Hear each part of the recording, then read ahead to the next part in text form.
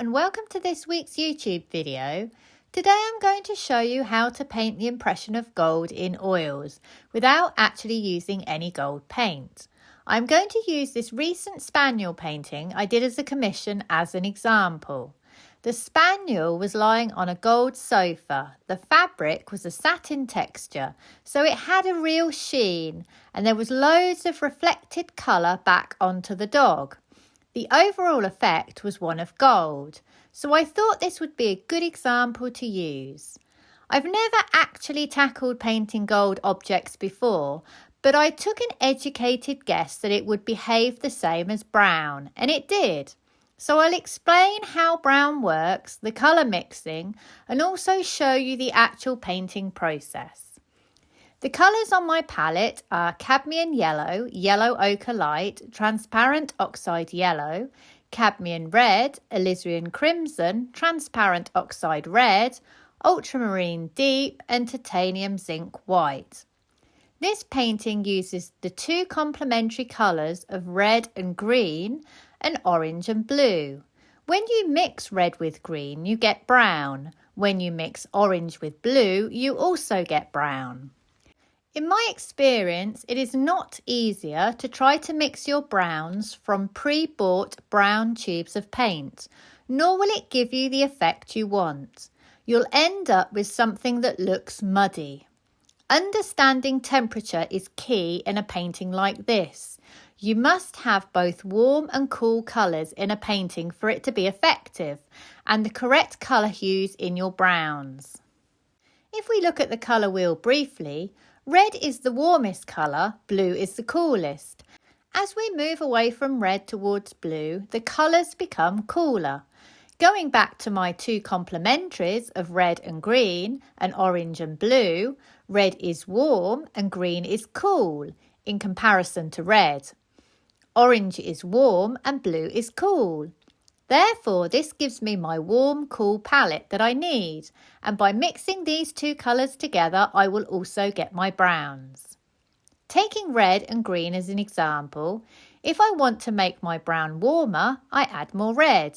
If I want to make it cooler, I add more green. Blue and orange works on the same principle. I have mixed a number of colours on my palette. My top row are my warms, my bottom row are my cools. Starting top right, this is my warm black. It is a mixture of alizarin crimson plus transparent red oxide plus ultramarine deep. I'll use this one just like a black if I need to make something darker. Moving one to the left, I then have a mix of cadmium red plus yellow ochre light. This one still leans closer to a red than an orange, but I have just used the yellow to take the punch out of the colour. Moving one to the left again, I now have my brightest orange. This one is cadmium yellow plus cadmium red. Note that both of these colours are my most saturated colours on my palette, so this will give me a very strong colour which I need to be careful how I use. Finally, the last orange is more muted. This is a mix of cadmium yellow and alizarin crimson. If I bring up the finished photo, you'll see that one is pretty much my base brown. It's an easier colour to adjust because it's not too saturated. Moving on to my greens, I've mixed up a cool black green. This is ultramarine deep plus transparent yellow oxide. I'll use this one just like a black if I need to make something darker. Notice that I now have two blacks on my palette. Red and green make brown, but I can also make a cool brown or a warm brown depending upon how much of each I use. Moving one to the left, I have a lighter and warmer green. This one is a mix of yellow ochre light plus ultramarine deep. For my final green, I have mixed a cadmium yellow and ultramarine deep. This one is my lightest green. I'm not going to go through all the combination of browns that these colours can make because it is a lot. If you are unfamiliar with the sort of colours that these mixes will give you, I would suggest experimenting with colour charts. This is a good way to give you an understanding of the mixes you will get. The most important thing to understand is the top row will warm up your browns, the bottom row will cool it down. These two will affect the value. They will darken your browns. White will lighten, as will yellow. Both white and yellow will affect your temperature too. White will cool down your mix and yellow will warm it up. But remember, everything is relative to what it's next to. I am comparing how warm or cool my colour is in relation to the colour next to it. If I am not sure what I am seeing, I hold a grey card up to my reference photo. This helps me see the temperature in the brown. It also helps me see the colour hue too. So I ask myself, is it warm or is it cool? How light or dark is it? What colour hue is it, i.e. red, orange, yellow, green, blue or purple? Remember, brown is a neutral and can have any of these hues in it. This may seem ever so complicated, and it is. Colour theory is hard and we're all learning all the time. There was a certain amount of trial and error for me too, because I'd not painted gold before and I was not sure of what I needed to mix up with what to give me the right colours. I also had to try and figure out what colour hues I was seeing as well. If I show you the finished photo, you can see the colour shifts from cool to warm to cool. Starting in the shadows, that is a cool dark black, so I have mixed in more green than red. As the light in my reference photo is warm, my shadows will be cool.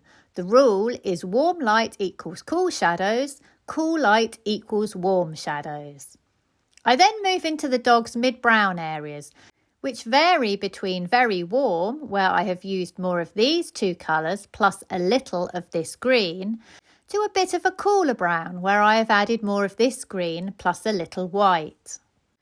Where my browns become a little more saturated in colour but lighter, I will use my transparent colours. This is because they hold their colour better when mixed with white. My dog's white areas behave no differently. I'm just adding more white. I have warm areas that carry more red. In this case, I am using my alizarin crimson and transparent oxide red rather than cadmium red. I have cooler areas that carry more green. This varies between these two greens plus white. Remember, my mixing is always on a sliding scale. It's never just red or green. The colours I mix usually lie somewhere on this scale, so they usually carry some red and some green. I am adding white in my lightest areas. Remember, white is a cool colour too, and this helps with my overall colour shift from cool to warm and then back to cool. It is these cool colours that make my warm colours sing. For the fabric, I am now using my orange mixed with cadmium yellow and cadmium red. This helps give me a bit of colour contrast between my dog and my sofa, because my sofa colours are more saturated than the colours I used in my dog. I'm still using my green and my red. For example, this area here starts off green. It then transitions into red and then into a burnt orange. For my highlighted areas, I have used more cadmium yellow plus white in this orange here. I have suggested that pattern by shifting my temperature much cooler, and it's important that you have enough paint on your canvas that you can pull your edges into each other. Notice how soft those edges are.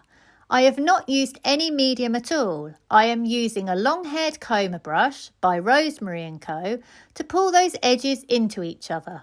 If I had tried to paint the pattern as visibly as it appeared in the reference photo, it would have competed with my dog. I had to edit out the detail and just suggest it.